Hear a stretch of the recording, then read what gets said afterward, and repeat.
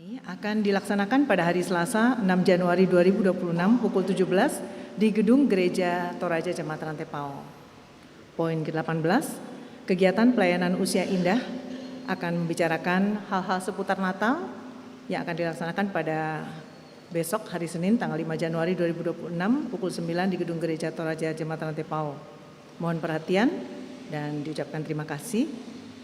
Berita Jemaat Rantai Pao untuk salah seorang pegawai tetap, Bapak Gerson Kawana Lombe atau Koster, yang akan tidak berada di tempat atau izin mulai hari Minggu 4 Januari 2026 sampai Minggu 10 Januari 2026 untuk menghadiri acara pemakaman almarhum Sarah Limbong, nenek terkasih di Simbuang. Mohon dukungan kita semua.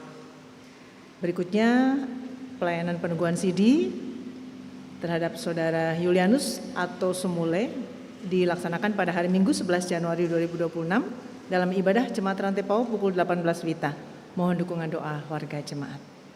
Poin ke-23, ibadah syukur akan dilaksanakan di keluarga Ibu Adolfina E. Paulus di kelompok pelayanan 3 dilaksanakan pada hari Senin 5 Januari 2026 pukul 11 WITA. Berikutnya ibadah syukur keluarga Bapak Martin Tulak Madoi di kelompok pelayanan 3 dilaksanakan pada hari Selasa 6 Januari 2026 pukul 17 WITA. Poin 24, pelayanan pemberkatan perkawinan. Yang pertama, Saudari Seri Rantai Pabunga, anak dari Bapak Matius Sarunan dan Ibu Yuni Pabunga, dengan Saudara Naftali Dalangi, anak dari Bapak Tiboyong dan Ibu Tiko, dilaksanakan pada hari Kamis 8 Januari 2026 pukul 9 WITA di Gedung Gereja Toraja Jemaat Batu Piak, Klasis Kesuk Malenong. Resepsi perkawinan pada hari yang sama pukul 12 WITA di Rumah Tongkonan Tok Bu Baktan Padang. Yang kedua, Saudari Rosalina Musuk Ramba, anak dari Bapak Benyamin Ramba almarhum, dan Ibu D. Paembonan, dengan Saudara Edi Mahardika Masiri Payung, anak dari Bapak Nikolas Payung, dan Ibu Dina Lapik, dilaksanakan pada hari Sabtu 10 Januari 2026 pukul 9 WITA di Gedung Gereja Toraja Jemaat Rantai Pao Klasis Rantai Pao. Resepsi perkawinan pada hari yang sama pukul 12 WITA di Toraja Prince Hotel. Ibadah persiapan perkawinan Saudari Rosalina M. Ramba dengan Saudara Edi Mahardika dilaksanakan pada hari Senin 5 Januari 2026 pukul 17 WITA di rumah kediaman kelompok pelayanan 3. Berikut yang ketiga, Saudara R. Juwawandi Palangiran, anak dari Bapak Purnawirawan AKP Welem Runga, dan Ibu Nurdina dengan Saudari Hesti Angwelina Boro, anak dari Bapak Benyamin Boro, dan Ibu Maria Tandi Padang, dilaksanakan pada hari Kamis 15 Januari 2026 pukul 9 WITA di Gedung Gereja Toraja Jemaat Kalintiong. Resepsi perkawinan pada hari yang sama pukul 12 WITA di Tongkonan Tanete, Dusun Kalintiong, Kecamatan Salu Sopai. Berikut yang keempat, Saudara Milianus Pasang, anak dari Bapak Martin Pasang, dan Ibu Luciana Tangdi Sosang, dengan Saudari Krisita Abigail, anak dari Bapak Lukas Londong, dan Ibu M. Sukarmi Legiowati, akan dilaksanakan pada hari Sabtu 17 Januari 2026 pukul 9 WITA di Gedung Gereja Toraja Jemaat Rembon. Resepsi perkawinan pada hari yang sama pukul 12 WITA di rumah kediaman mempelai perempuan di Rembon. Mohon dukungan doa warga Jemaat Rantai Pao untuk keempat rencana ini. Berikut poin 25, berita duka cita telah meninggal dunia Bapak Yohanis K. Palulakalo, orang tua dari Bapak Penatua Agustinus Rerung atau Bapak Vita, pada hari Jumat 2 Januari 2026 di Rumah Sakit Lagi Padada. Jenazah sekarang berada di rumah kediaman di Durian, Lembang, Randan Batu, Makale. Segenap majelis gereja dan warga Jemaat Rantai Pao menyatakan rasa duka yang mendalam. Tuhan menghibur segenap keluarga yang ditinggalkan. Berikut poin ke-26, ibadah penghiburan yang akan dilaksanakan di keluarga almarhum Laberti Noverdik Panggua atau Bapak Kiti di kelompok pelayanan 2. Yang pertama dilaksanakan pada hari Sabtu 10 Januari 2026 pukul 18 WITA. Dan yang kedua, doa pemindahan jenazah akan dilaksanakan doa pemindahan jenazah ke Tongkonan TT dilaksanakan pada hari Minggu 11 Januari 2026 pukul 14 WITA. Mohon dukungan doa warga jemaat. Berikut poin ke-27, kegiatan tim verifikasi yang akan dilaksanakan pada hari tanggal Senin sampai dengan Sabtu 12 sampai 17 Januari 2026 pukul 18 WITA sampai selesai. Tempat ruang konsistori Gereja Toraja Jemaat Rantai Pao. Sasaran verifikasi seluruh bendahara baik tingkat jemaat maupun kelompok yang ada di lingkungan Gereja Toraja Jemaat Rantai Pao. Tambahan warta jemaat, ibadah penghiburan almarhumah Barang atau Nenek Kane, ibu dari Papa Kane, kelompok 4, dan Mama Alvaro, kelompok 1 di Buk-Buk Barupu dilaksanakan pada hari Rabu 7 Januari 2026 jam 11 WITA dilayani oleh Jemaat Rantai Pao. Hal-hal yang masih akan kita perlu perhatikan dapat dibaca di warta jemaat baik yang sudah dicetak maupun yang dalam bentuk file PDF yang sudah dibagikan di kelompok masing-masing. Demikian warta jemaat, terima kasih perhatian kita. Selamat beribadah, Tuhan Yesus memberkati.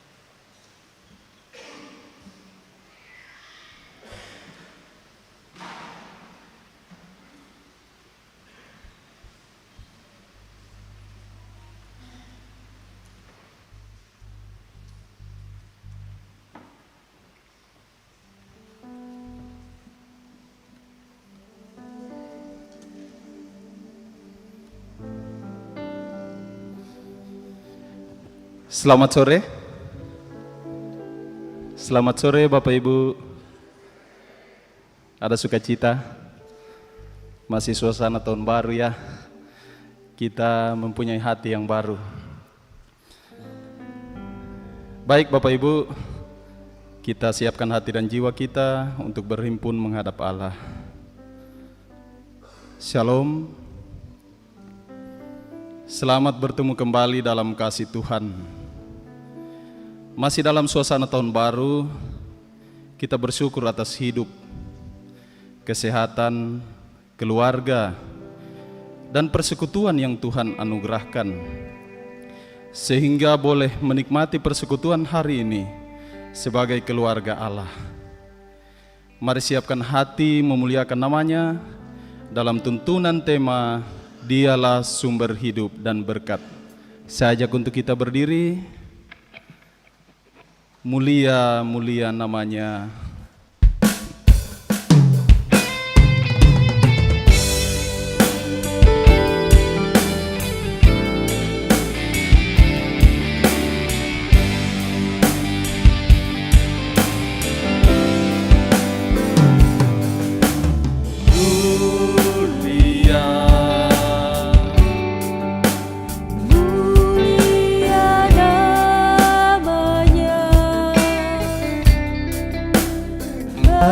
Bagi Yesus kemuliaan puji sembah.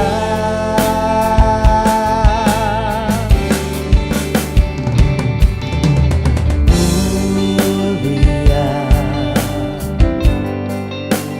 kekuasaannya,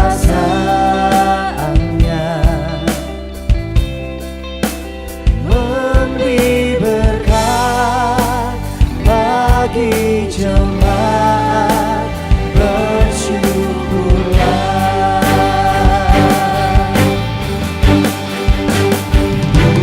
Pujilah, tinggikanlah Rajamu Yesus.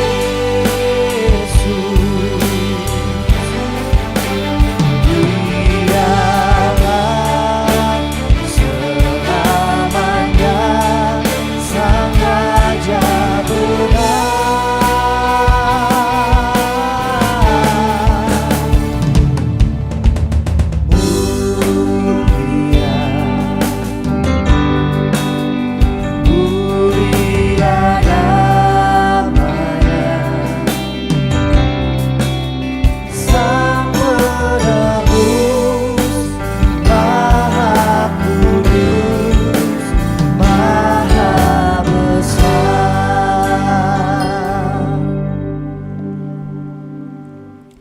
Saudara-saudara yang kekasih, dalam nama Tuhan kita laksanakan ibadah sore hari dalam satu pengakuan.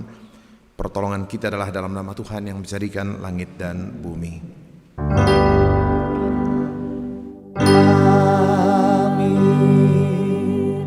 Amin. Damai sejahtera Allah Tritunggal bagi kamu sekalian. Silakan duduk kembali.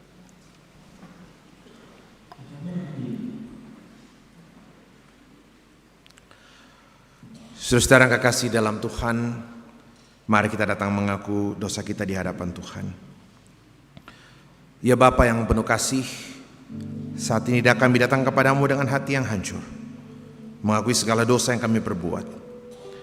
Kami sering menyakiti hatimu dengan melupakan bahwa Engkaulah sumber hidup. Kadang kami menyia-nyiakan dan tidak menggunakan berkat-Mu dengan baik dan benar. Ya Tuhan, ampunilah dan pulihkanlah kami. Bila aku renung dosaku.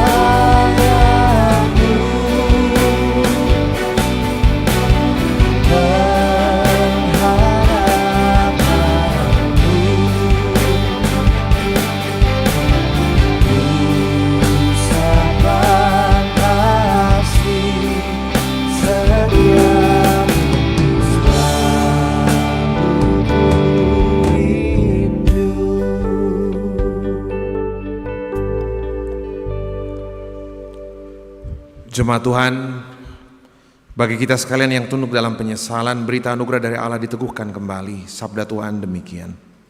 Sebab di dalam Dia kita beroleh penebusan melalui darahnya, yaitu pengampunan atas pelanggaran menurut kekayaan anugerahnya yang dilampahkannya kepada kita dalam segala hikmat dan pengertian. Demikian berita anugerah dari Tuhan.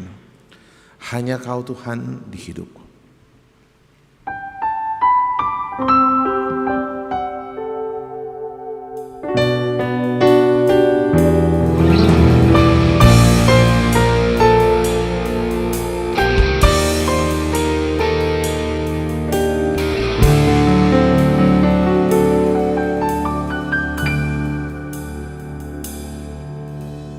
Hanya Kau Tuhan di hidupku. Kau berikan hidup yang baru. Darah-Mu menyucikan, pulihkan hatiku. Ku nyatakan Kaulah segalanya. Engkaulah sumber pengharapan. Kuasa-Mu sanggup menyembuhkan. Jiwaku pun berserah hanya kepadamu. Yesus, Kaulah segalanya. Karena salib-Mu ku hidup. Karena salib-Mu ku menang. Engkau yang berkuasa sanggup melakukan mujizat-Mu. Karena salib-Mu ku hidup. Karena salib-Mu ku menang. Engkau yang berkuasa sanggup melakukan mujizat-Mu di hidupku. Hanya Kau Tuhan di hidupku. Hanya Kau Tuhan di hidupku. Kau berikan hidup yang baru. Darah-Mu menyucikan, pulihkan hatiku. Ku nyatakan Kaulah segalanya. Engkaulah sumber. Engkaulah sumber pengharapan. Kuasa-Mu sanggup menyembuhkan. Jiwaku pun berserah hanya kepadamu. Yesus, Kaulah segalanya. Karena salib-Mu ku hidup. Karena salib-Mu ku menang. Engkau yang berkuasa sanggup untuk melakukan mujizat-Mu. Karena salib-Mu ku hidup. Karena salib-Mu ku menang. Engkau yang berkuasa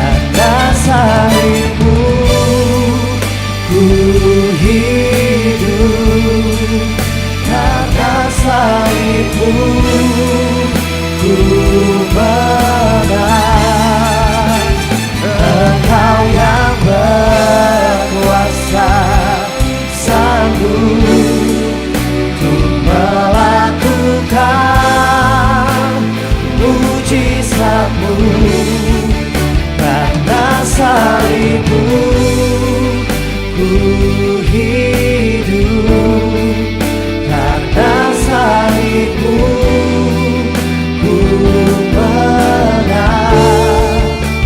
Engkau yang berkuasa, sanggup untuk melakukan mujizat-Mu di hidupku.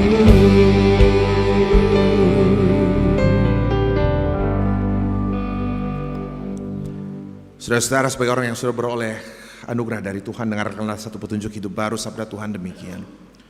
Roh Kudus itulah jaminan warisan kita sampai kita memperoleh penebusan yang menjadikan kita milik Allah untuk memuji kemuliaan-Nya. Demikian sabda Tuhan. Amin. Mazmur. Mari kita buka Alkitab kita di dalam Mazmur 147 ayat 12 sampai 20. Kita akan membacakan secara alternatif majelis gereja dengan jemaat secara bergantian.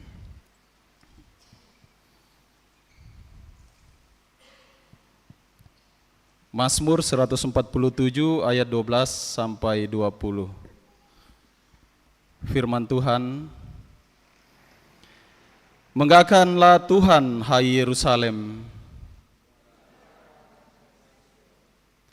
sebab Ia mengokohkan palang pintu gerbangmu. Ia memberikan damai sejahtera kepada daerahmu.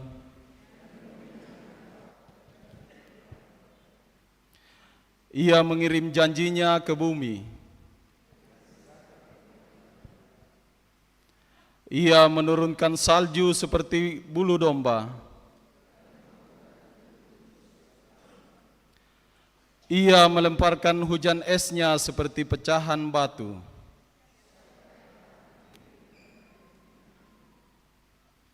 Ia mengirim firman-Nya lalu mencairkan semuanya.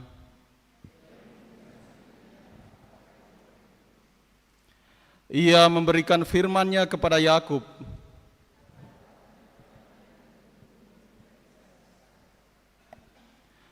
Ia tidak berbuat demikian kepada segala bangsa.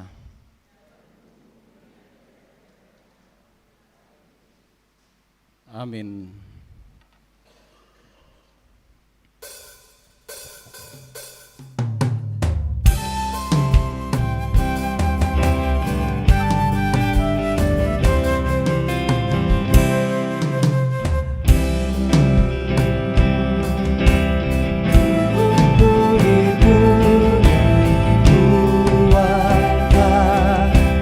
Seleki kumpul di sana.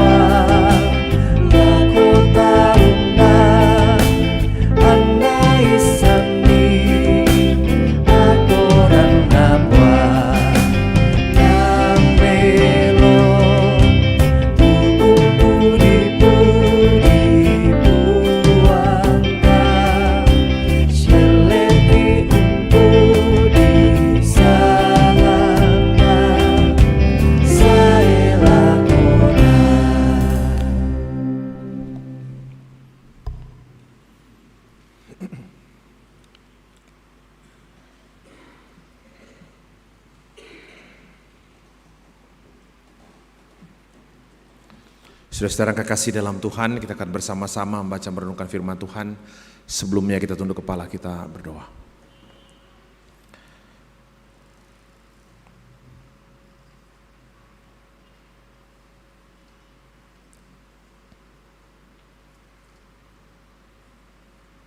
Kami kembali menghampiri hadirat-Mu di hari Minggu pertama di tahun ini. Kami sadar sepenuhnya hidup kami adalah anugerah Tuhan. Seluruh yang kami miliki pemberian Tuhan. Dan kami memenangkan isi hati Tuhan hari ini. Mencoba mengerti dengan baik betapa sungguh-sungguh Engkaulah sumber hidup kami. Engkaulah sumber segala berkat kami. Tolong hamba-Mu untuk menyampaikan apa yang Tuhan mau. Ambil alih pemberitaan firman dari tempat ini kata demi kata. Dan biarkan Tuhan dalam waktu sejenak ini, sabda Tuhan boleh ambil tempat yang terbaik di tengah-tengah kehidupan kami. Berbicaralah Bapa, berbicaralah. Nyatakan isi hati kehendak Tuhan buat kami sekalian. Di dalam nama Anak Yesus Kristus kami berdoa. Terpuji nama Tuhan. Amin.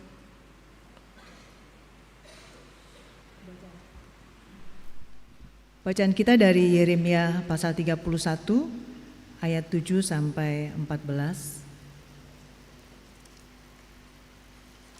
Yeremia 31 ayat 7 sampai 14.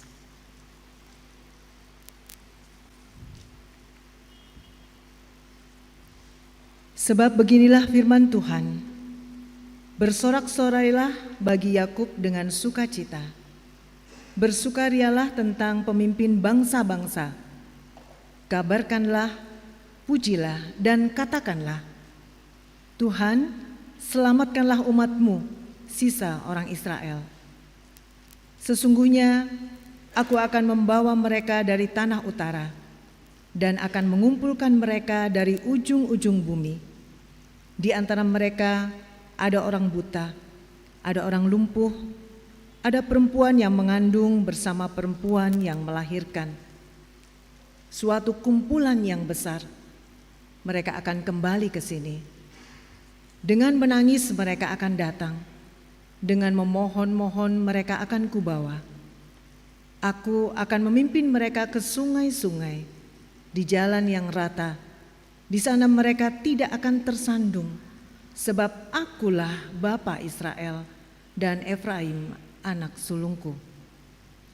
Dengarlah firman Tuhan, hai bangsa-bangsa. Beritahukanlah di tanah-tanah pesisir yang jauh. Katakanlah, Dia yang telah menyerahkan Israel akan mengumpulkannya kembali dan menjaganya seperti gembala terhadap kawanan dombanya. Sebab Tuhan telah membebaskan Yakub, telah menebusnya dari tangan orang yang lebih kuat daripadanya. Mereka akan datang bersorak-sorak di atas bukit Sion.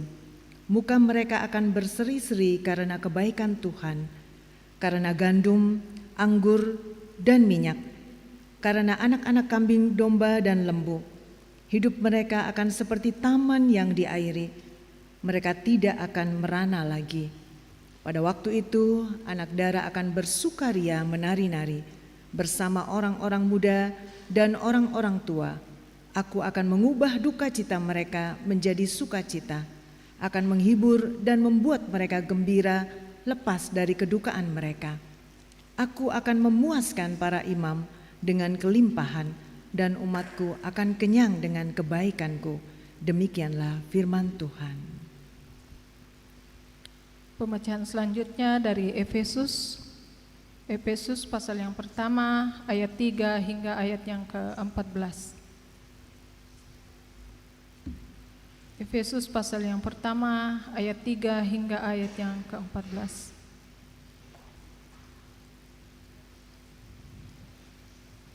Demikian firman Tuhan. Kekayaan orang-orang yang terpilih. Terpujilah Allah dan Bapa Tuhan kita Yesus Kristus, yang dalam Kristus telah mengaruniakan kepada kita segala berkat rohani di dalam surga. Sebab di dalam Dia Allah telah memilih kita sebelum dunia dijadikan, supaya kita kudus dan tak bercacat di hadapan-Nya. Dalam kasih, Ia telah menentukan kita dari semula melalui Yesus Kristus untuk menjadi anak-anak-Nya, sesuai dengan kerelaan kehendak-Nya, supaya terpujilah anugerah-Nya yang mulia, yang dikaruniakannya kepada kita di dalam Dia yang dikasihi-Nya. Sebab di dalam Dia kita beroleh penebusan melalui darah-Nya, yaitu pengampunan atas pelanggaran menurut kekayaan anugerah-Nya yang dilimpahkannya kepada kita dalam segala hikmat dan pengertian. Sebab Ia telah menyatakan rahasia kehendak-Nya kepada kita sesuai dengan rencana kerelaan-Nya, yaitu rencana kerelaan yang dari semula telah ditetapkannya di dalam Kristus, sebagai persiapan kegenapan waktu untuk mempersatukan di dalam Kristus sebagai kepala segala sesuatu, baik yang di surga maupun yang di bumi. Di dalam Dialah kita diberi warisan, kita yang dari semula sudah dipilih-Nya sesuai dengan maksud Allah yang mengerjakan segala sesuatu menurut keputusan kehendak-Nya, supaya kami yang sebelumnya telah menaruh harapan pada Kristus boleh menjadi puji-pujian bagi kemuliaan-Nya. Di dalam Dia kamu juga, karena kamu telah mendengar firman kebenaran, yaitu Injil keselamatanmu. Di dalam Dia kamu juga, ketika kamu percaya, dimateraikan oleh Roh Kudus yang dijanjikannya itu. Roh Kudus itulah jaminan warisan kita, sampai kita beroleh penebusan yang menjadikan kita milik Allah untuk memuji kemuliaan-Nya. Amin. Firman Tuhan, haleluya.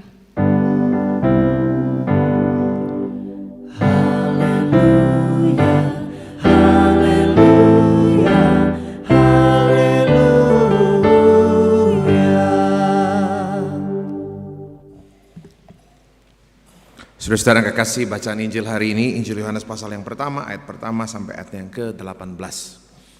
Injil Yohanes pasal 1, ayat 1 sampai ayat yang ke-18. Saya bacakan saudara-saudara, kita ikuti, kita dengarkan dalam hati demikian. Yohanes 1 ayat 1 sampai 18. Pada mulanya adalah firman. Firman itu bersama-sama dengan Allah, dan firman itu adalah Allah. Ia pada mulanya bersama-sama dengan Allah. Segala sesuatu dijadikan oleh Dia, dan tanpa Dia tidak ada sesuatu pun yang telah jadi dari segala sesuatu yang telah dijadikan. Dalam Dia ada hidup, dan hidup itu adalah terang manusia. Terang itu bercahaya di dalam kegelapan, dan kegelapan itu tidak menguasainya. Datanglah seorang yang diutus Allah, namanya Yohanes. Ia datang sebagai saksi untuk memberi kesaksian tentang terangnya itu, supaya oleh Dia semua orang menjadi percaya. Ia bukan terang itu, tetapi ia harus memberi kesaksian tentang terang itu. Terang yang sesungguhnya yang menerangi setiap orang sedang datang ke dalam dunia. Ia telah ada di dalam dunia dan dunia dijadikan olehnya, tetapi dunia tidak mengenalnya. Ia datang kepada milik kepunyaannya, tetapi orang-orang kepunyaannya itu tidak menerimanya. Tetapi semua orang yang menerimanya diberinya kuasa supaya menjadi anak-anak Allah, yaitu mereka yang percaya dalam namanya. Orang-orang yang diperanakkan bukan dari darah atau dari daging, bukan pula secara jasmani oleh keinginan seorang laki-laki, melainkan dari Allah. Firman itu telah menjadi manusia dan diam di antara kita, dan kita telah melihat kemuliaannya, yaitu kemuliaan yang diberikan kepadanya sebagai anak tunggal Bapa, penuh kasih karunia dan kebenaran. Yohanes memberi kesaksian tentang Dia dan berseru, katanya, inilah Dia yang kumaksudkan ketika aku berkata, kemudian daripada aku akan datang Dia yang telah mendahului aku, sebab Dia telah ada sebelum aku. Karena dari kepenuhannya kita semua telah menerima kasih karunia demi kasih karunia. Sebab hukum Taurat diberikan oleh Musa, tetapi kasih karunia dan kebenaran datang oleh Yesus Kristus. Tidak seorang pun yang pernah melihat Allah, tetapi anak tunggal Allah yang ada di pangkuan Bapa, Dialah yang menyatakannya. Demikian Injil Yesus Kristus, kure sumanga puang. Ku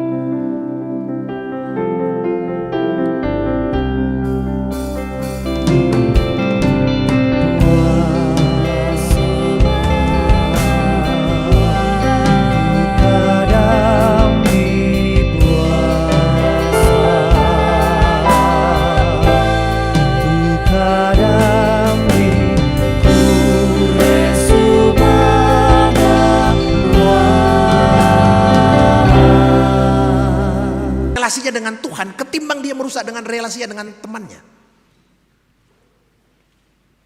Dia rela merusak hubungannya dengan Tuhan, merusak hubungannya dengan Tuhan, kehilangan ketaatannya kepada Tuhan, ketimbang harus kehilangan kesetiaan pada orang-orang yang mungkin penting di dalam hidupnya. Jadi kalau hari ini firman Tuhan katakan hanya dia sumber hidup, pertanyaan paling penting sebenarnya seberapa jauh saya bisa betul-betul percaya bahwa memang hidup itu betul-betul hanya dari Tuhan, tidak dari tempat lain. Terutama ketika hari ini manusia semakin hebat, semakin pintar. Bahkan sejarawan Yahudi namanya yang sangat terkenal itu Yuval Noah Harari menulis 3 buku series yang saya pikir terkenal sekali. Sapien apa dan segala macam itu, ada 3. Satu buku terakhir itu judulnya Homo Deus, manusia yang sudah seperti dewa. Dan dia cerita hebat sekali manusia hari ini. Perkembangan teknologi membuat manusia bisa tahu segala sesuatunya hari ini. Dan dia bilang perkembangan teknologi manusia itu terjadi luar biasa dalam sejarah sampai manusia bisa tahu banyak sekali hal hari ini. Kalau dulu setiap kali orang meninggal, katanya, ya, dulu setiap kali orang meninggal banyak hal yang tidak jelas. Oh bilang, wah ben yang pertama-tama tahu tuh. Nah, atau mungkin dia meninggal tiba-tiba karena pergi ke pohon yang keramat dan segala macam, kemudian dia mati tiba-tiba. Hari ini seluruh proses kematian bisa dijelaskan secara medis. Bisa dijelaskan. Oh pembuluh darahnya gini, jantungnya berhenti karena semua seperti proses mekanik. Ilmu kedokteran bisa menjelaskan hari ini. Dulu orang mati tiba-tiba, wah pertama itu. Sekarang orang bilang enggak, jantung pendeta. Sekarang jantung tidak bekerja baik, pompa tidak baik, dipasangi baterai. Ya. Pembuluh darah tersumbat, dipasangin apa lagi? Ring jantung. Kemarin ada kawan di Jakarta, seorang ibu tiba-tiba tidak bisa melihat karena ada tumor besar menindih saraf matanya. Saya lihat waktu otaknya dibelah, otaknya ditaruh dalam kayak freezer. Saya bilang, wah ada jagulium gitu. Macam-macam gitu loh. Dan banyak sekali perubahan hari ini. Tapi yang menarik dia bilang, sejarah membuktikan, dia cerita fakta sejarah yang terjadi. Dia bilang dulu abad pertengahan di Eropa, di Amerika Latin, dulu terjadi wabah yang sangat hebat, wabah kolera. Dan saya buka di sejarah, saya bilang, oh memang luar biasa ya. Ketika terjadi wabah kolera misalnya di Eropa, di Amerika Latin, pernah terjadi wabah yang luar biasa sampai hampir setengah populasi mati. Setengah dari jumlah penduduk meninggal. Bayangkan tuh. Kemarin COVID kan banyak yang meninggal tapi tidak sampai setengah toh. Semua orang cepat beradaptasi. Yang tadinya kita ketakutan, saya ingat waktu COVID dulu ya, wah jalanan disiram. Biasa saya pikir-pikir, baga-baga juga gak bisa deh. Jalanan disiram, bahkan orang tetangga kita kena COVID, nambilin di joget, tinggal nama takut lagi. Semua saya bilang gitu. Saya ingat dulu waktu bunjelai COVID, wah pakai sampai panggil polisi mau tangkap pasien COVID, wah mati. Itu ketakutan tuh luar biasa. Dan tidak terjadi lagi hari ini. Dulu waktu saya masih kecil saya ingat nyanyi lagunya Iwan Fals Ethiopia. Itu lagu yang diciptakan sama lagunya apa tuh Michael Jackson dengan Stevie Wonder, We Are The World waktu itu. Itu donasi mengumpulkan dana karena jutaan orang Afrika kelaparan waktu itu. Saya ingat saya masih kecil tuh. Jutaan orang Afrika kelaparan. Muncul lagunya Iwan Fals Ethiopia, muncul lagunya We Are The World ya. Penyanyi-penyanyi hebat Amerika galang dana untuk orang itu jutaan. Hari ini dia katakan hari ini tidak lagi ada tempat di mana masih ada 1-2 yang kena stunting gitu loh. Di Toraja juga masih ada gitu. Tapi tidak lagi ada orang yang kelaparan sampai jutaan. Dan dia katakan hari ini sudah jauh lebih banyak orang yang mati karena kelebihan makan daripada orang yang mati karena kekurangan makanan. Saya pikir-pikir, oh iya lek, sahabat tak menasang tidur kute dong. Kolesterol, tak menasang asam urat dan segala macam. Itu yang terjadi. Jadi dia bilang hari ini luar biasa perkembangan teknologi. Dia bikin satu buku yang judulnya Homo Deus untuk menjelaskan betapa manusia hari ini betul-betul sudah hampir sama seperti Tuhan. Seorang bapak saya tanya pulang dari mana? Dari luar negeri pendeta. Kenapa? Stem cell. Stem cell buat apa? Umurnya sudah tua. Stem cell buat apa? Rupanya diambil selnya tuh. Terus diolah atau gimanain lah. Dokter-dokter lebih tahu. Tapi intinya disuntik lagi jadi sel muda. Jadi maksudnya ya kira-kira katanya nanti saya bisa jadi remaja lagi pendeta. Tapi sudah jamnya aku tiro. Anak matua banget sih aku tiro. Karena memang uran. Tapi saya nggak tahu. Dan di buku itu dikatakan tidak semua dokter, tapi ada sekelompok sangat kecil dokter yang dia katakan hari ini mulai bercita-cita apakah mereka bisa menaklukkan kematian. Itu semua yang terjadi. Saya bilang, saya kalau lihat hari ini lihat orang tua umur 90, 80, biasa kutang-tangan lampenangku, deh. Saya lambi isiar katanya 80, 90 Hari ini kita baru 40, 50, nah tamanya mikir asam urat solah kolesterol gitu. Tapi itu yang terjadi saudara-saudara. Tapi saya ketika baca buku itu, penulisnya pun ragu. Tapi saya dengan yakin saya bilang oke. Kalau ditanya manusia hampir seperti Allah, Mazmur sudah bilang memang. Mazmur 8 ayat 1 firman Tuhan bilang begini. Tetapi siapakah manusia ya Tuhan sehingga engkau mengindahkannya dan engkau membuat Tuhan membuat manusia hampir sama seperti Allah. Memang dari awal Tuhan kasih. Seperti itu. Dulu waktu baru muncul ide cloning orang kan, cloning. Orang bilang, kalau memang orang bisa di cloning lah.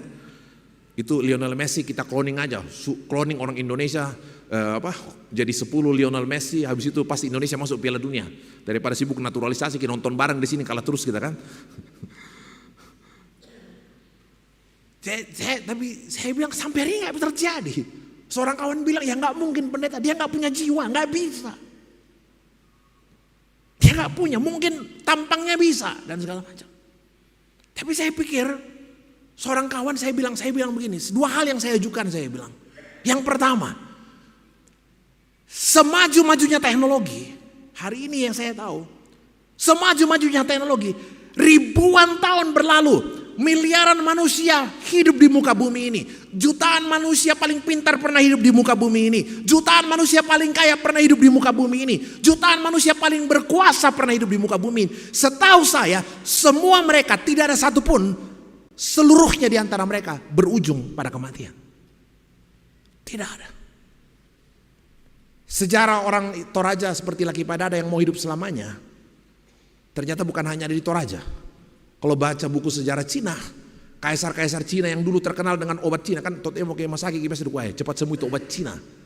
Semua pengobatan terbaik dibilang dari Cina. Dan kalau baca sejarah kerajaan Cina dari dulu, ratusan ribuan tahun yang lalu kaisar-kaisar Cina hebat selalu berpikir mau hidup selamanya.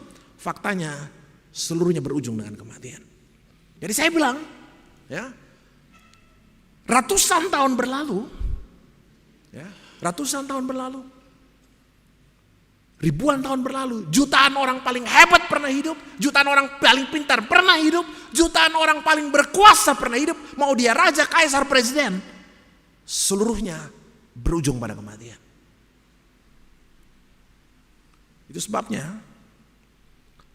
Alexander the Great, ya, Alexander yang agung, saking hebatnya dia, namanya Alexander, tapi karena dia saking hebatnya umur 30 tahun dia sudah bisa menyatukan satu kekaisaran yang besar sekali. Umur 30 tahun tidak pernah kalah. Tapi waktu dia menjelang mati,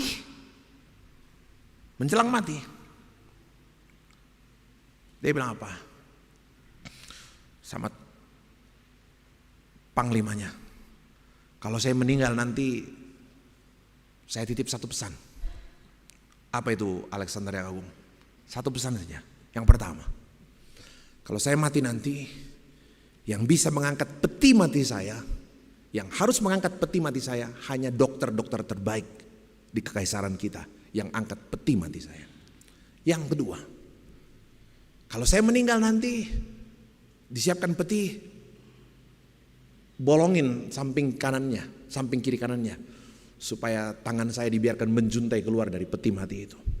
Dan yang ketiga, di sepanjang jalan menuju ke pemakaman, sebarkan seluruh harta saya di sepanjang jalan itu. Panglimanya bilang, kenapa? Dia bilang sederhana. Kalau ditanya kenapa, saya jawab satu hal. Hanya dokter terbaik yang angkat peti mati saya untuk memperlihatkan kepada semua orang bahwa apa?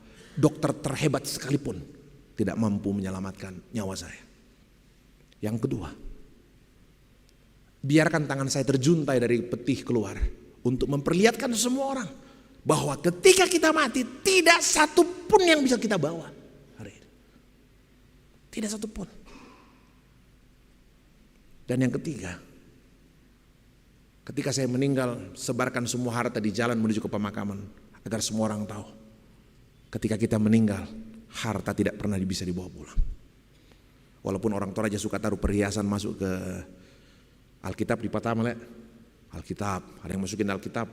Padahal selama hidup neneknya tidak bisa baca, buta huruf kan. Kuku mana radu mau bahasa doko suruh gak ada. Ada yang suka masukin emas. Saya bilang, bos, ngapain kau masukin emas di dalam peti? Ngapain kau masukin emas di dalam peti? Wah, biar nak pakai-pakai deh. Masa nak pakai-pakai? Kau tahu emas itu di surga jadi apa? Yerusalem baru. Nanti kau baca Wahyu 21. Emas itu apa? Nanti baca Wahyu 21. Di Yerusalem baru, jalan-jalannya dibuat dari emas. Jalannya dibuat dari emas. Jadi di surga nanti emasmu itu aspal. Jadi lah bilang kau jual kasih panti asuhan lebih denggain atau daripada menanam 4 tahun 4 tim tak pakai. Masih ada masa kau pakai anting-anting aspal, pakai gelang aspal, ya kan? Nah, tapi saudara, buat saya itu penting satu kali. Seluruh manusia berujung dengan kematian, itu fakta. Fakta manusia hebat di satu sisi, yes. Tapi fakta pada sisi yang lain luar biasa. Miliaran manusia pernah hidup di muka bumi ini, tidak ada satupun yang terus hidup sampai hari ini. Seluruhnya berujung pada kematian. Dan saya pikir satu hal yang luar biasa, Injil, berita sukacita, memperlihatkan kepada kita bahwa apa? Hanya ada satu pribadi yang pernah melewati kematian, menembus kematian. Siapa? Kristus. Bukan menghindari kematian ya. Kalau menghindari kematian biasa aja itu. Ya. Elia terangkat hidup ke sorga, nggak ada matinya tuh. Henok terangkat hidup ke sorga. Nabi-nabi yang lain, beberapa nabi yang lain terangkat hidup ke sorga. Biasa aja itu kalau nggak mati. Tapi Kristus bukan menghindari kematian, dia melewati kematian, melampaui kematian. Dan saya pikir itu berita sukacita yang bisa meyakinkan kita. Orang bilang kenapa harus pakai mati pendeta? Saya bilang sederhana, kalau dia nggak mati biasa aja tuh, dia tidak lebih dari Elia, dia tidak lebih dari Henok. Kristus harus mati dan kemudian bangkit kembali untuk memperlihatkan kepada kita bahwa apa? Persoalan paling besar dari hidup manusia, kehidupan, persoalan paling besar dari manusia itu kematian, hanya bisa ditaklukkan oleh satu pribadi, yaitu Kristus, bukan yang lain. Dan Injil Yohanes, Bapak Ibu, Injil Yohanes itu memperlihatkan luar biasa bagaimana kedaulatan Tuhan atas seluruh persoalan dan kehidupan manusia. Injil Yohanes berkali-kali memperlihatkan itu. Ya. Ada orang cari kesembuhan pergi ke patanenya neneknya. Wah, cari kesembuhan, gua cari kesembuhan ke patanenya nenek, mun aku kira sang lo itu nenekmu mate masaki, sedangkan dia tak bisa mondon, nah iku lah, maksudnya tidak masuk akal gitu. Ya. Ada yang bilang, wah itu Pak Pendeta, saya mau seperti siapa? Mau seperti siapa nih? Raja Saul waktu itu memanggil arwah Samuel karena dia berperang lawan orang Filistin, kemudian dia kalah. Saya bilang, iya coba kau baca ceritanya. Saya bilang, apa cerita yang muncul di dalam cerita itu? Ketika Saul panggil, minta petenung, panggil arwahnya, roh arwahnya Samuel yang sudah meninggal. Coba lihat apa yang terjadi di sana. Cerita itu tidak mau menjelaskan bahwa arwah bisa dipanggil. Lain pesannya. Pesan dari cerita itu adalah berbeda. Ketika arwah Samuel dipanggil, dia bilang apa ya? Saya tidak bisa tolong bos. Jadi saya bilang, coba bayangkan. Yang Alkitab mau perlihatkan adalah, jangan karena arwahnya nenekmu yang tidak jelas rajin ke gereja atau tidak. Sedangkan arwahnya Samuel saja, hakim, orang nomor 1 Israel, dekat dengan Tuhan, nggak bisa bikin apa-apa nolong dirimu. Sumber berkat dan kehidupan bukan dari yang lain. Sumber berkat hanya Tuhan, bukan dari tempat lain. Tidak ada dari tempat lain. Bahwa ada orang Tuhan pakai, yes. Tapi sumber berkat betul-betul hanya dari Tuhan. Bapak Ibu, kalau Bapak Ibu baca Injil Yohanes, istilah air hidup muncul Yohanes pasal 4. Istilah roti hidup muncul di Yohanes pasal 6. Mulai dari pasal pertama, Yesus dibandingkan dengan Yohanes Pembaptis. Yohanes pasal 2 dibandingkan dengan air jadi apa? Waktu air diubah jadi anggur di perjamuan di Kana. Bapak Ibu, Yesus dibandingkan dengan apa waktu itu? Bapak Ibu ingat saya bilang, yang diubah jadi anggur itu bukan sekedar air biasa. Yang diubah jadi anggur itu air dalam bejana pembasuhan. Artinya apa? Kalau dulu orang Yahudi berharap dibasuh dengan air dalam bejana pembasuhan, ketika air itu berubah jadi anggur, Tuhan mau katakan bukan lagi air yang membasuh dirimu, darah Kristus yang membersihkan hidupmu. Yohanes pasal 5 dibandingkan dengan apa? Kolam Bethesda.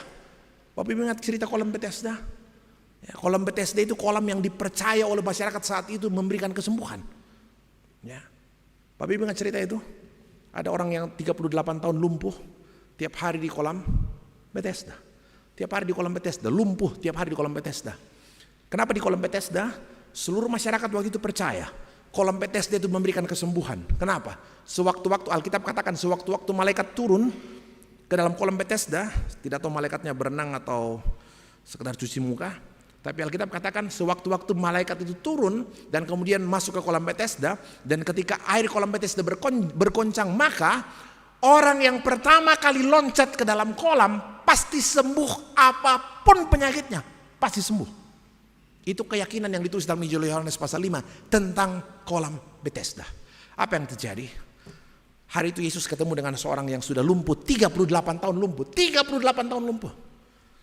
Yesus tanya sama dia, orang lumpuh ini, maukah engkau sembuh? Maukah engkau sembuh? Bapak Ibu kalau ditanya maukah engkau sembuh, jawabnya apa? Maukah engkau sembuh? Mau. Orang itu ketika ditanya maukah engkau sembuh, apa jawabnya? Tidak ada yang ngangkat ke kolam, bos. Bayangkan. Pungai sungkutanai tenokomi. Coba bayangkan, biar Tuhan Yesus ada kalau tidak ada yang ngangkat ke kolam. Bayangkan. Biar Tuhan ada kalau tidak ada koneksi. Biar Tuhan ada kalau tidak ada uang. Biar pendeta berdoa kalau tidak ada kenalan. Biar pendeta berdoa kalau tidak ada orang dalam. Selalu begitu kan. Coba bayangkan. Buat orang ini, kolam Bethesda lebih penting dari Tuhan. Coba lihat. Dan itu yang banyak sekali terjadi. Dan apa yang terjadi hari itu, saudara? Hari itu Tuhan patahkan satu keyakinan yang sudah dipegang puluhan tahun oleh begitu banyak orang. Keyakinan yang sudah turun-temurun dipegang orang. Hari itu Tuhan bilang sama orang lumpuh itu, tidak perlu lagi oke masuk ke kolam Bethesda, tidak. Tuhan bilang apa? Bangunlah, angkat tilammu dan jalan. Tuhan mau perlihatkan apa? Yang sembuhkan dirimu bukan kolam, Tuhan. Bukan kolam, bukan minyaknya, bukan yang lain, bukan. Makanya kalau kita perjamuan Bapak Ibu Saudara, kita selalu diingatkan, jangan hati kita melekat pada materialnya. Bukan itu yang menyembuhkan kita. Bukan. Ada lagi yang kalau anak sakit biasa taruh di depannya Alkitab, jo. Saya kenapa kau taruh Alkitab? Kau biasa Buddha setan ada. Gua masuk. Alkitab kau mau kasih jadi jimat-jimat. Bos, bukan bukunya, Tuhan. Kan kita nggak sadar kadang-kadang perlakukan semua itu jadi seperti pengaman buat kita. Bukan. Sumber hidup kita Tuhan, bukan di kolam, bukan yang lain, bukan yang lain. Satu-satunya sumber kehidupan adalah Tuhan sendiri. Ya. Jadi Tuhan patahkan keyakinan tentang kolam Bethesda. Makanya Bapak Ibu ingat ya, Bapak Ibu ingat. Waktu Israel keluar dari tanah Mesir, ya, menuju ke negeri perjanjian, mereka berjalan 40 tahun di padang gurun, tidak ada rumah tetap, tidak ada sawah tetap, tidak ada pekerjaan tetap, 600.000 orang harus bergerak melalui padang gurun yang kering itu. Dari mana mereka hidup? Mereka hidup dari mana? Diberikan manna setiap hari oleh Tuhan selama 40 tahun. Bapak bisa bayangkan, manna Tuhan berikan selama 40 tahun. Dan coba dibayangkan ya, tiap hari Tuhan berikan mana, tiap hari Tuhan berikan mana, tiap hari mana, tiap hari mana. Tuhan bilang kumpulkan setiap kali mana tercurah, kumpulkan untuk kebutuhanmu satu hari. Cukup sehari ya, sebab besok akan muncul lagi. Kecuali kalau hari Jumat, karena besok hari Sabat, hari Sabtu tidak ada mana tercurah, kumpulkan buat 2 hari. Lalu ada yang tanya di kelas katekisasi, Om Pendeta, kenapa Tuhan tidak kasih mana per minggu atau per bulan kayak gaji pegawai per bulan kan? Lebih enak kita gaji pegawai per bulan. Kenapa harus mana per hari? Ada yang kirimkan uang anaknya di sini transfer per hari? Tidak ada orang transfer per hari kan? Tapi kenapa harus diberikan manna per hari? Saya bilang sederhana. Manna harus diberikan per hari oleh Tuhan untuk 2 alasan. Yang pertama, Bapak Ibu percaya ada berkat besok pagi toh? Amin. Bayangkan loh. Jadi buat saya itu luar biasa. Kalau Bapak Ibu baca Injil Yohanes, ya, Bapak Ibu bayangkan Injil Yohanes, mulai pasal 1, 2, 3 dibandingkan dengan Yohanes Pembaptis, dibandingkan dengan Yakub, Yohanes 4, dibandingkan dengan Abraham, dibandingkan kolam Bethesda. Puncaknya di mana? Yohanes 14. Yesus dibandingkan dengan sorga. Sorga. Bapak Ibu kalau saya tanya, Bapak Ibu pilih bersama Yesus atau masuk surga?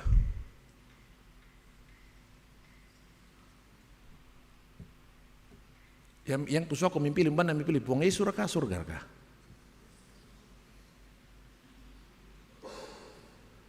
Pilih mana? Hah?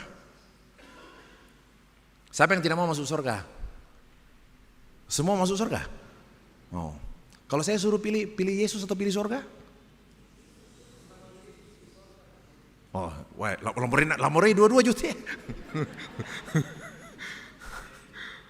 Bapak Ibu Saudara, ini penting nih. Puncak dari seluruh Injil Yohanes itu dimulai di mana? Injil Yohanes 4:14. Bapak Ibu ingat, siapa murid yang pernah nanya alamat surga?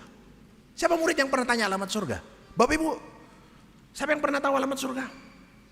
Kalau ada yang sudah pernah tahu alamat surga, tolong Sherlock. Saya bacakan nih ya. Kalau Alkitabnya bisa ditayangkan, teman-teman multimedia. Coba lihat ya. Kalau Alkitabnya bisa ditayangkan, teman-teman multimedia. Teman-teman lihat ini ayat ini dengan baik. Ini ayat populer. Ayat ini populer sekali. Ayat ini sangat populer. Yohanes pasal 14 mulai ayat 1. Saya bacakan. Ayat ini sangat populer. Semua orang pernah dengar ayat ini. Tapi orang lupa konteksnya muncul. Kenapa muncul ayat itu? Saya bacakan, saudara-saudara. Ini puncaknya. Rumah Bapa. Yohanes 4 ayat 1. Udah lihat di depan kan? Saya bacakan nih. Teman-teman ikuti. Janganlah gelisah hatimu. Percayalah kepada Allah, percayalah juga padaku. Di rumah Bapakku banyak tempat tinggal. Yang mau para surga teh? Yang mau itu? Ini yang kita tuju nih semuanya. Jika tidak demikian, tentu aku mengatakannya kepadamu. Sebab aku pergi ke situ untuk menyediakan tempat bagimu. Dan apabila aku pergi ke situ dan telah menyediakan tempat bagimu, aku akan datang kembali dan membawa kamu ke tempatku. Supaya apa? Di tempat di mana aku berada, kamu pun berada. Dan ayat 4, dan kemana aku pergi, kamu tahu jalan ke situ. Kamu tahu jalan ke situ. Ayat 5, kata Thomas. Thomas nih. Thomas nanya alamat surga. Kata Thomas kepadanya, Tuhan, kami tidak tahu kemana engkau pergi. Jadi bagaimana kami tahu jalan ke situ? Kira-kira Thomas nih kasarnya dia bilang, Tuhan, di mana alamat surga? Apa jawab Tuhan? Apakah Tuhan bilang, oke, Thomas, taruh ke alun-alun, yang mulambi, taruh pokoknya ke mana, terus sampai Malango, belok kiri ada tiang listrik situ ya. Tiang listrik yang mana? Ya itu ada tempat sampahnya belok kiri.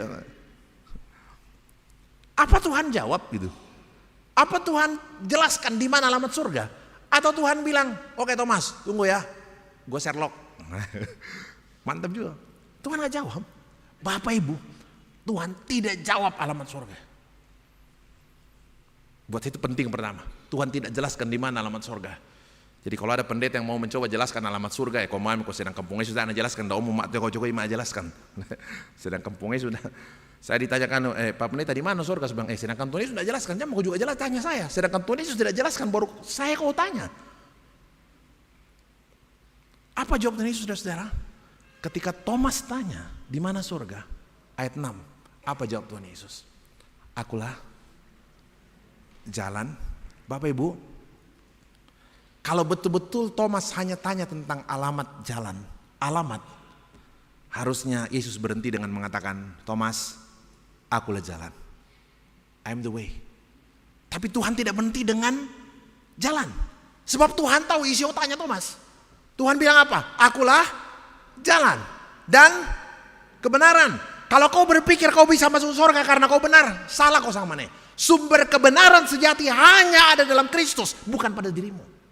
Ya, kalau kau berpikir kau masuk surga karena kau benar, salah.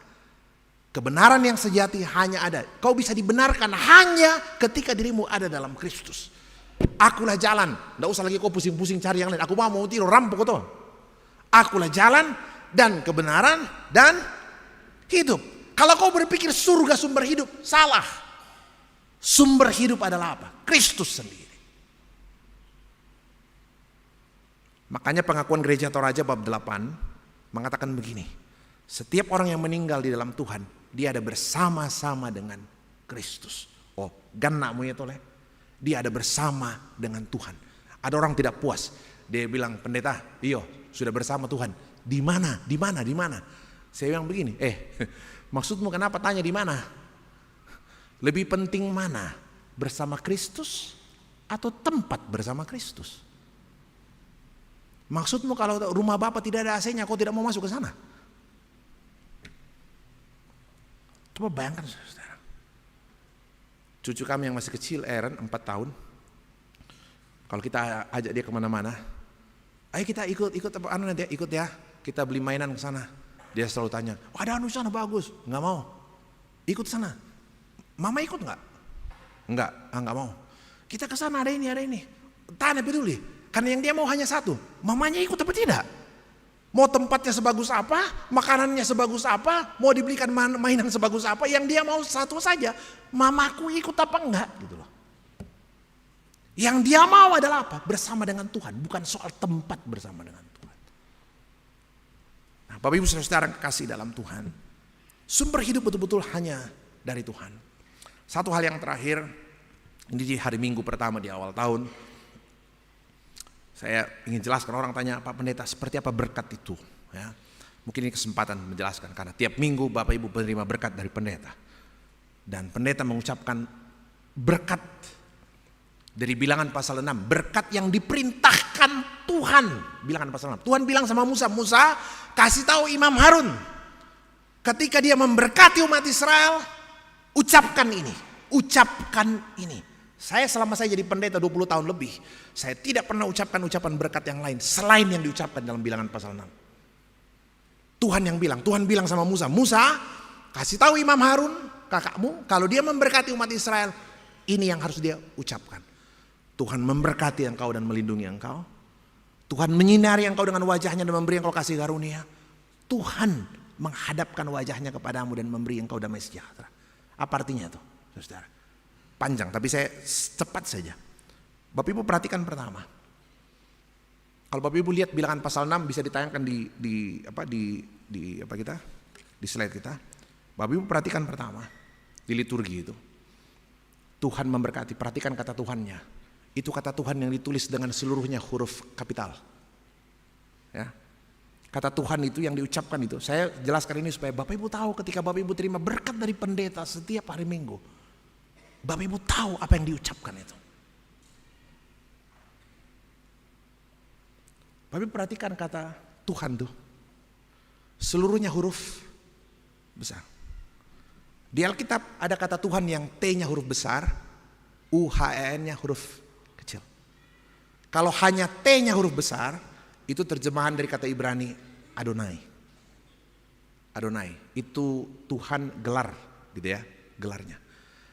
Kalau Tuhan yang seluruhnya huruf besar, itu terjemahan, itu adalah nama diri. Nama diri Tuhannya orang Israel. Nama diri, kayak Alfred. Terjemahan dari YHWH. Orang bisa bilang Yahweh. Tapi kalau kita tanya orang Yahudi, dia bilang, sebenarnya kita tidak tahu Pak Pendeta diucapkan bagaimana itu YHWH. Karena memang kita tidak pernah ucapkan. Karena dasar kita mengatakan jangan mengucapkan nama Tuhan Allahmu dengan sembarangan. Jadi karena nama itu sangat kudus, kami tidak berani ucapkan nama itu. Sebut namanya Alfred, wah tidak berani kita sebutkan kira-kira gitu. Nama dirinya, tidak boleh kami sebutkan namanya. Karena nama itu terlalu kudus, dibikinlah nama pengganti, Adonai. Supaya tidak gampang, ketika orang sebutkan Adonai, orang tahu bahwa oke, yang dimaksud ini adalah Yahweh. Yahweh. Bapak Ibu, tapi Tuhan katakan kepada imam, kalau kau berkati mereka, sebutkan nama ini. Nama yang sangat suci ini. Nama dirinya. Apa yang mau dikatakan?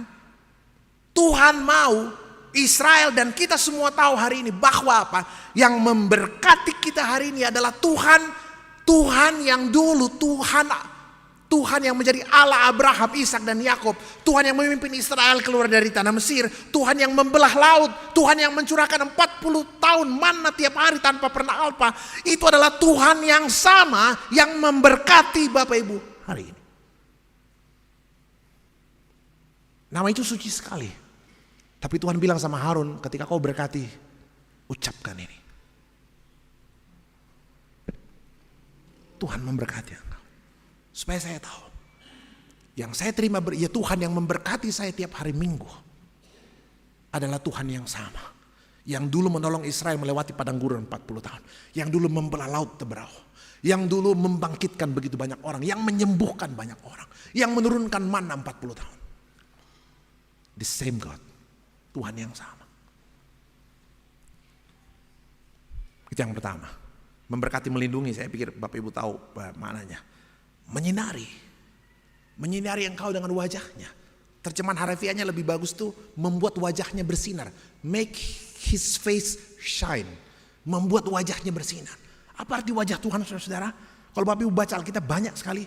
Kalau Tuhan sudah menyembunyikan wajahnya, mati pasti. Jadi beroleh wajah Tuhan, itu berarti apa? Beroleh kehidupan dari Tuhan. Saya bacakan satu contoh misalnya. Yehezkiel 39:23. Saya bacakan satu contoh. Yehezkiel 39 ayat 23. Satu contoh aja nih. Bagaimana Tuhan menyembunyikan wajah. Yehezkiel 39:23. Dan bangsa-bangsa akan mengetahui bahwa karena kesalahannya kaum Israel harus pergi ke dalam pembuangan. Dan sebab mereka berubah setia terhadap aku menyembunyikan wajahku terhadap mereka. Dan aku menyerahkan mereka ke dalam tangan lawan-lawannya. Dan mereka semuanya mati rebah oleh pedang.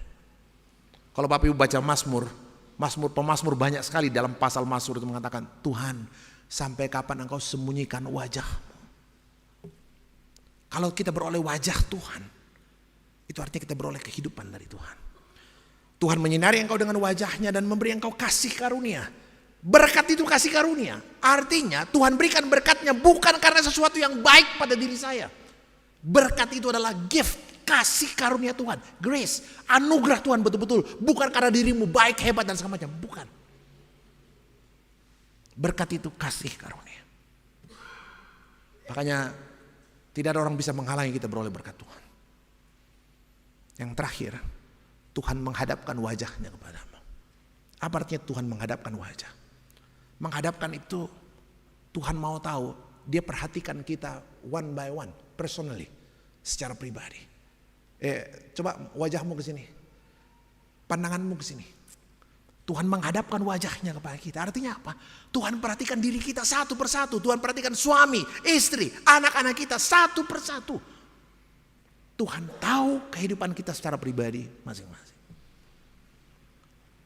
Jadi Bapak Ibu, kita akan menjalani sepanjang tahun ini dengan berkat dari Tuhan. Ya. Sinar itu mau mengatakan bahwa dalam kegelapan, dalam pergumulan kita bisa terus berjalan. Tuhan menyinari kita dengan wajahnya. Tuhan mau pastikan dalam banyak sekali pergumulan sepanjang tahun ini. Pasti akan banyak pergumulan. Tapi kita percaya Tuhan akan berikan kekuatan bagi saudara-saudara untuk melalui seluruh perjalanan sepanjang tahun ini. Selamat hari Minggu, Tuhan menolong, Tuhan memberkati. Kita masuk dalam satu sejenak.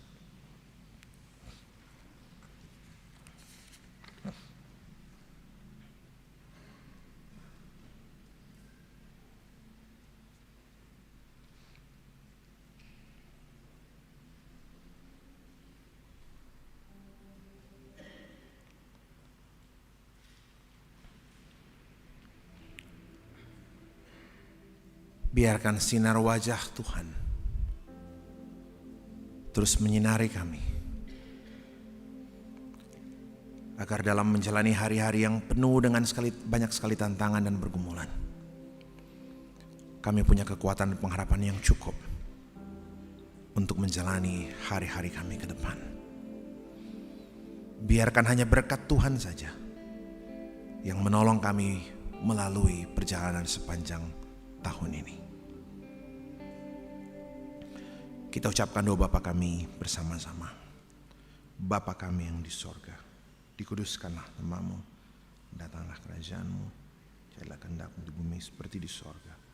Berikanlah kami pada hari ini makanan kami yang secukupnya, dan ampunilah kami kesalahan kami, seperti kami juga mengampuni orang yang bersalah kepada kami. Dan jangan bawa kami ke dalam pencobaan, tapi lepaskan kami daripada yang jahat. Karena Engkau yang punya kerajaan dan kuasa dan kemuliaan sampai selalu. Amin. Jemaat Tuhan, kita bangkit berdiri.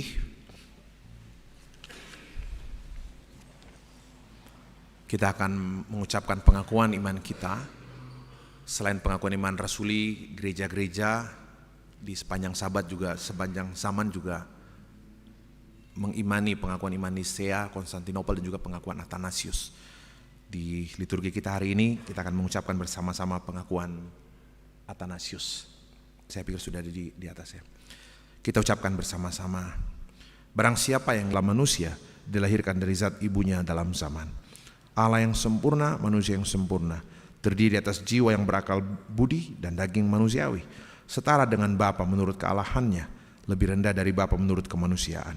Walaupun dia adalah Allah dan manusia, namun dia bukan dua, melainkan satu, Kristus. Dia adalah satu bukan karena perubahan kealahan menjadi daging, melainkan karena penerimaan kemanusiaan kepada Allah. Dia adalah satu bukan karena percampuran zat, melainkan karena kesatuan oknum. Sebab sebagaimana jiwa yang berakal budi serta daging itu merupakan satu manusia, demikianlah Allah serta manusia merupakan satu Kristus. Dia menderita demi keselamatan kita, turun ke dalam kerajaan maut, pada hari yang ketiga bangkit pula dari antara orang mati, naik ke sorga, duduk di sebelah kanan Allah, Bapa yang Maha Kuasa.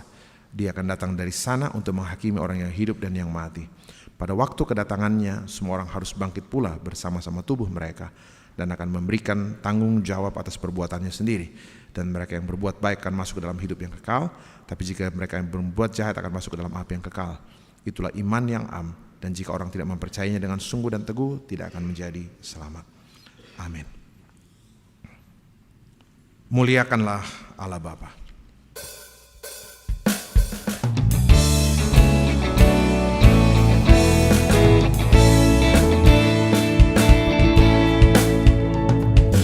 Muliakan Allah Bapa, muliakan putranya, muliakan Roh penghidup ketiganya yang esa.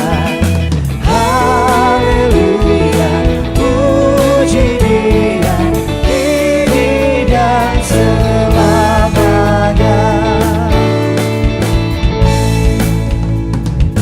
Kemuliaan selamanya dalam surga bergema. Hormat dan syukur dan kuasa diberi ciptaannya. Haleluya, puji Dia, Raja Agung semesta.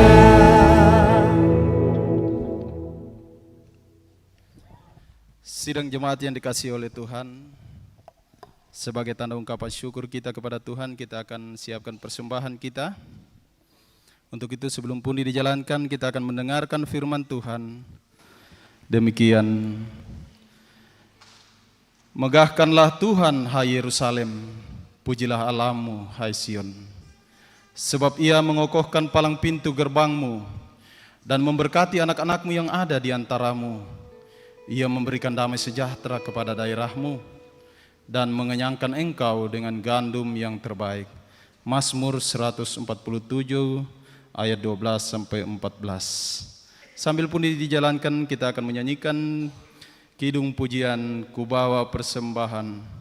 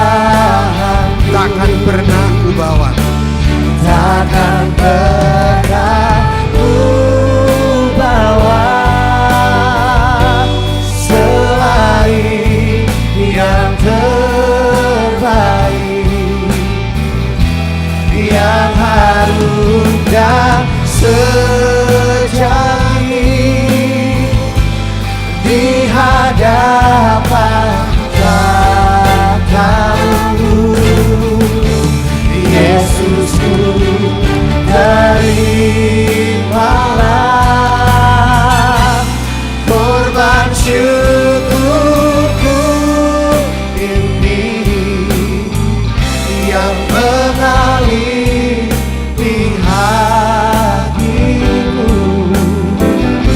sebagai penyembahanku.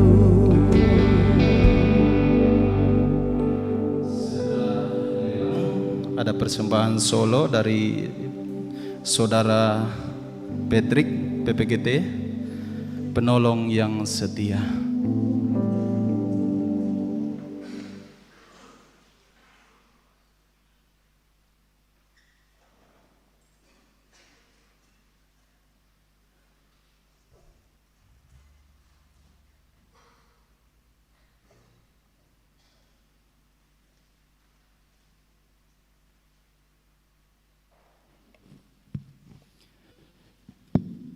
Bapak Ibu, sidang jemaat yang dikasihi oleh Tuhan, kita masuk dalam lelang.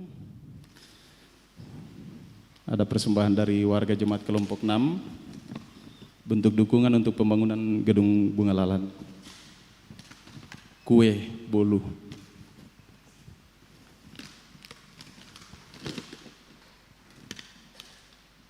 Ya, bisa dibuka harga, langsung saja. 51 kali.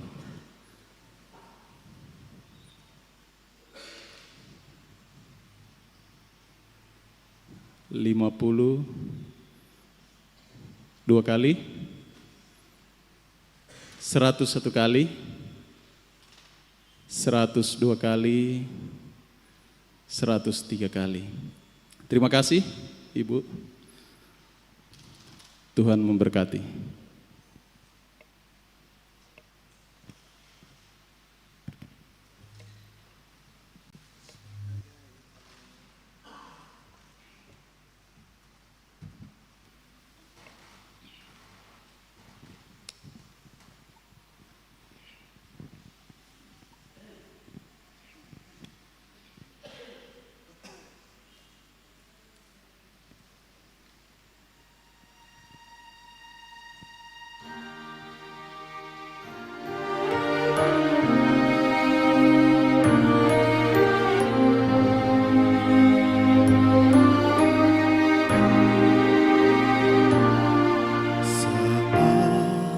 Ku berjalan, kasih-Mu menerangi langkahku.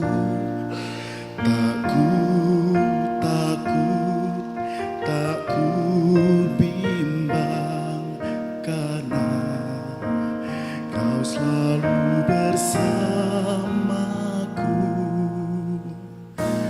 Kau lebih tahu yang terbaik bagiku. Kau lebih sanggup pulihkan hidupku. Ku berserah, ku percaya, hanya Yesus penolong yang setia.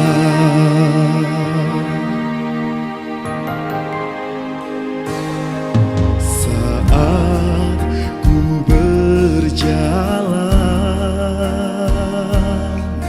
kasih-Mu menerangi langkahku. Tak ku bimbang, karena Kau selalu bersamaku. Kau lebih tahu yang terbaik bagiku. Kau lebih sanggup pulihkan hidupku. Ku berserah, ku percaya, hanya Yesus penolong yang setia. Oh, oh, oh.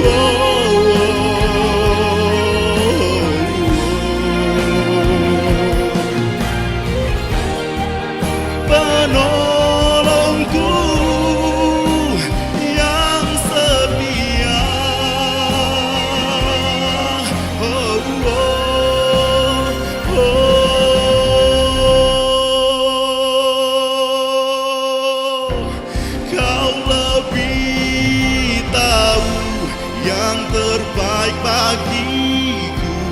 Kau lebih sanggup pulihkan hidupku. Ku berserah, ku percaya, oh, hanya Yesus penolong yang setia. Hanya Yesus, oh, setia.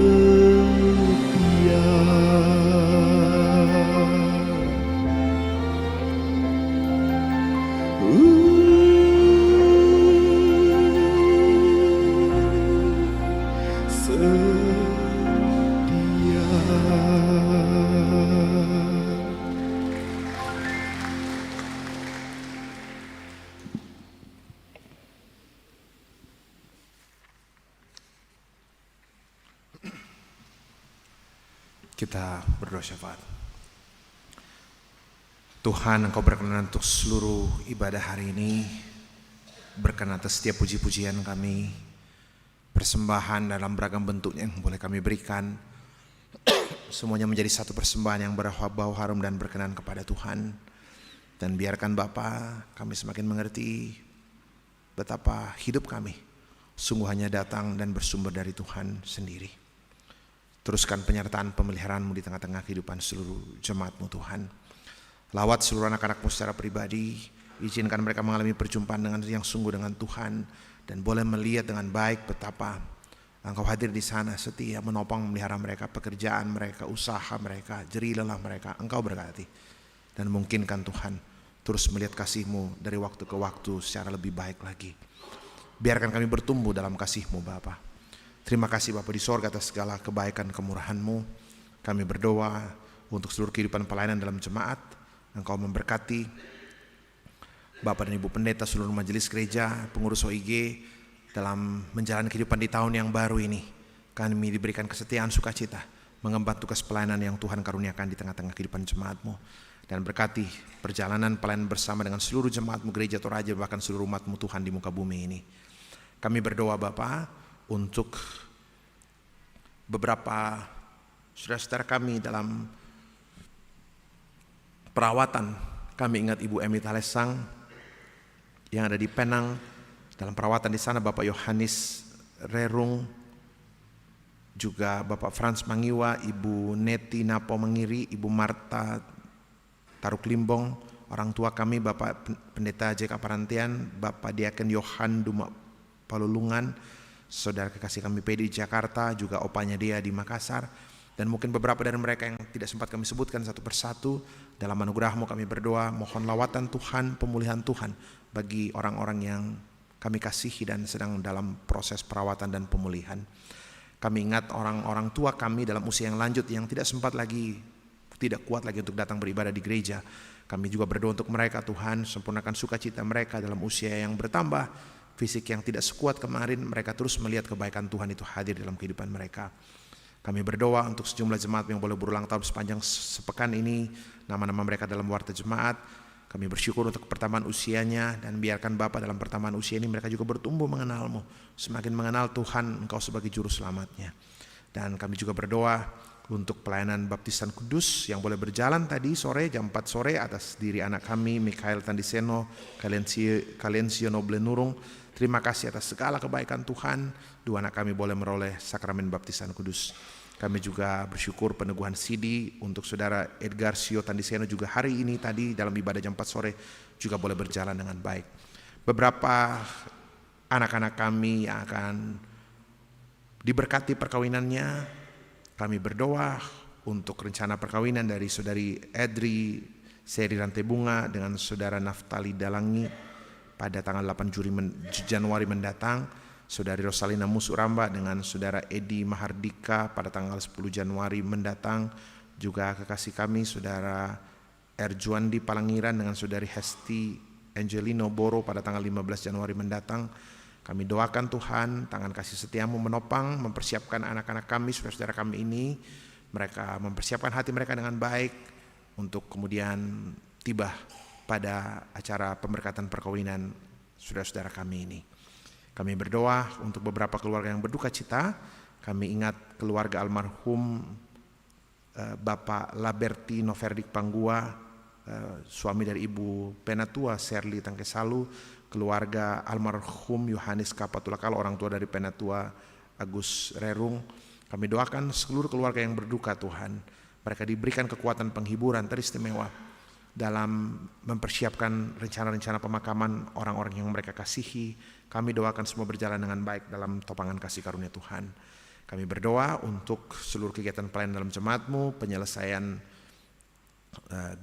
pembangunan gedung pengenalan ini, juga tim secara jemaat Rantai Poin juga terus bekerja. Kiranya Tuhan campur tangan, semua boleh selesai dengan baik pada waktu yang Tuhan perkenankan.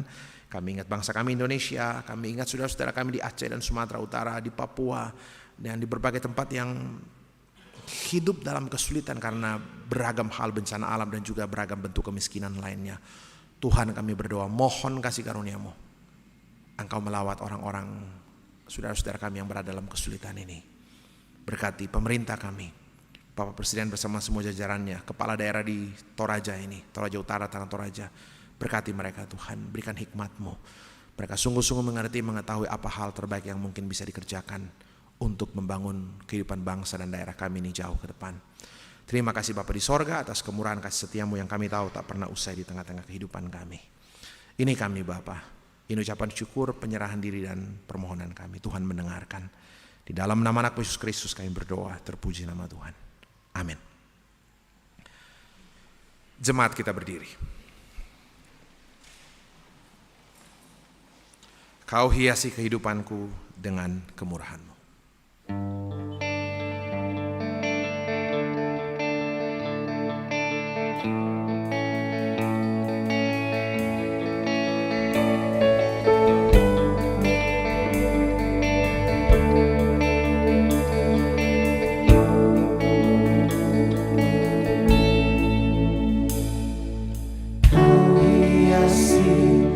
Kehidupanku dengan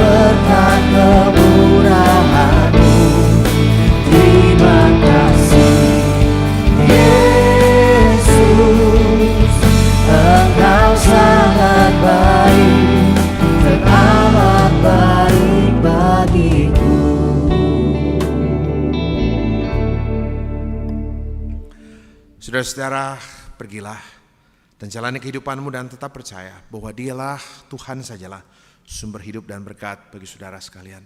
Arahkan hati pikiranmu kepada Tuhan, buka hatimu dengan penuh kesungguhan dan kerendahan. Terimalah berkat-Nya. Tuhan memberkati engkau dan melindungi engkau. Tuhan menyinari engkau dengan wajah-Nya dan memberi engkau kasih karunia. Tuhan menghadapkan wajah-Nya kepadamu dan memberi engkau damai sejahtera. Amin. Bersyukur pada Tuhan atas firman yang sudah disampaikan oleh hamba-Nya, Bapak Pendeta Alfred Anggui. Tuhan memberkati kehidupan Bapak Pendeta bersama keluarga dan bahkan pelayanan selanjutnya. Nyanyian syukur, pujian syukurku kunaikan bagimu.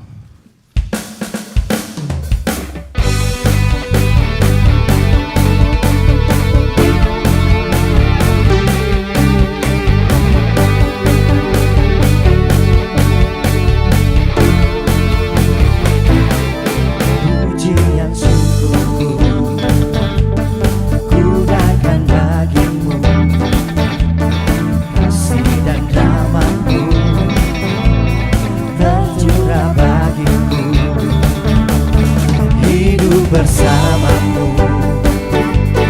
ikut kehendakmu,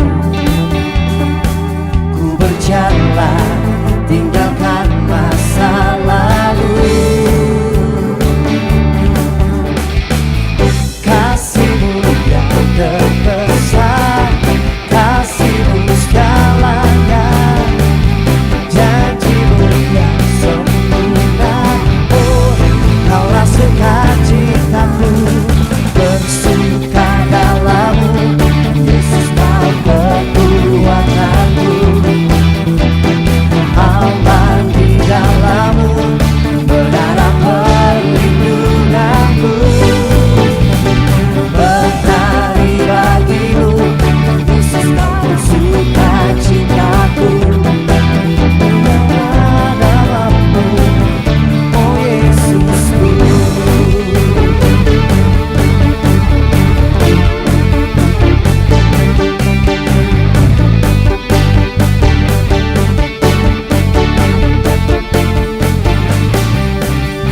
Pujian syukurku gunakan bagi-Mu, kasih dan rahmat-Mu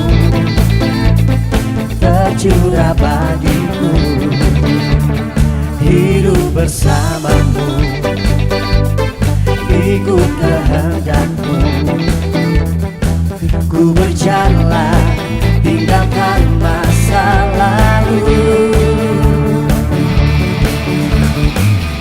Kasih-Mu yang terbesar, kasih-Mu segalanya, janji-Mu yang sempurna. Oh, Kaulah sukacitaku, bersuka dalam-Mu, Yesus Kau kekuatanku. Aman di dalam-Mu, berharap perlindungan-Mu. Menari bagi-Mu, Yesus Kau sukacitaku. Mulialah nama-Mu, oh Yesusku.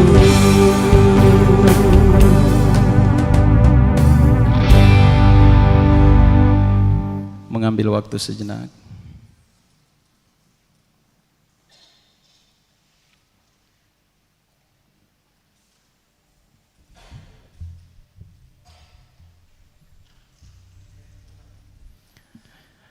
Terima kasih atas keteduhan kita semua. Selamat hari Minggu Bapak Ibu. Salam buat keluarga di rumah. Tuhan memberkati. Shalom.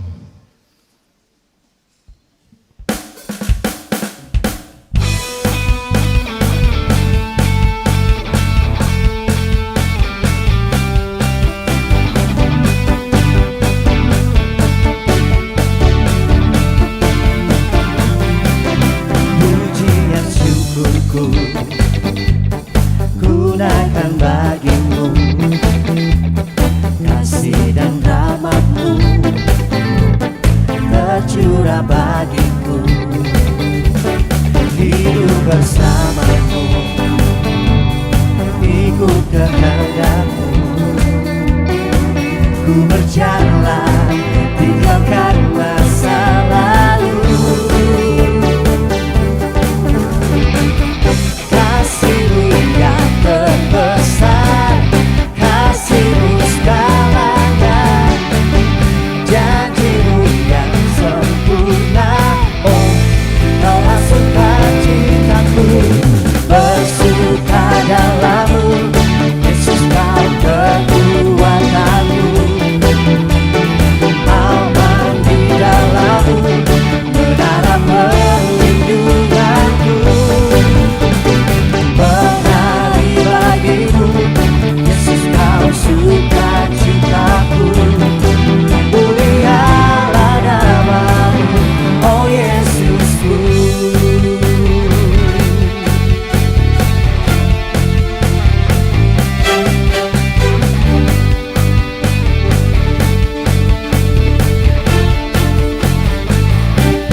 Pujian syukurku gunakan bagi-Mu, kasih dan rahmat-Mu tercurah bagiku.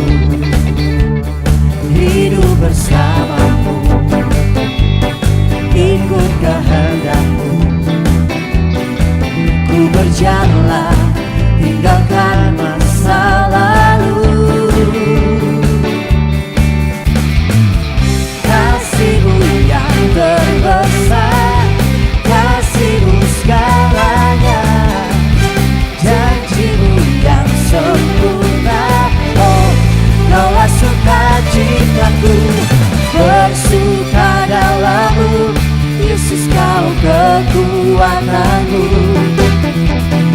Aman di dalam-Mu, menara perlindunganku. Menari bagi-Mu, Yesus Kau sukacitaku. Mulialah nama-Mu, oh Yesusku. Bersuka dalam-Mu, Yesus Kau kekuatanku. Aman di dalam-Mu, menara perlindunganku. Menari bagi-Mu, Yesus Kau sukacitaku. Mulialah nama-Mu, oh Yesusku. Mulialah nama-Mu, oh Yesusku. Mulialah nama-Mu, oh Yesusku.